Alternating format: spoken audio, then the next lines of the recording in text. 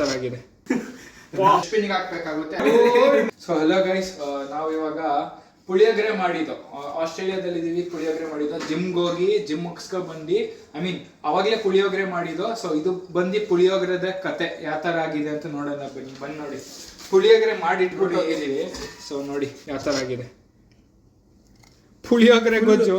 ಸುಟ್ಟು ಕರಕ್ಲಾಗ್ಬಿಟ್ಟಿದೆ ಪುಳಿಯೋಗರೆ ಗೊಜ್ಜುತ್ತಾರೆ ಇಲ್ಲ ಇನ್ನು ಏನು ಮಾಡಕ್ಕಾಗಲ್ಲ. ರಾತ್ರಿ ಆಲ್ರೆಡಿ 12 ಗಂಟೆ ಆಗಿದೆ ಟೈಮು. ಇವಾಗ ಮತ್ತೆ ಇದು ಬಂದು ಆಸ್ಟ್ರೇಲಿಯಾದ ಒಂದು ಕತೆ ನೋಡಿ. ಬ್ಯಾಚುಲರ್ಸ್ ಇದ್ರೆ ಟ್ಯಾಗ್ ಮಾಡಿ ಅವ್ರಿಗೆ, ಇದನ್ನ ಲೈಕ್ ಮಾಡೋದು. ಪುಳಿಯೋಗರೆ ಯಾವ ತರ ಆಗಿದೆ. ಏನು ಮಾಡಕ್ಕಾಗಲ್ಲ, ಡಸ್ಟ್ಬಿನ್ಗೆ ಹಾಕ್ಬೇಕಾಗುತ್ತೆ ಅಷ್ಟೇ.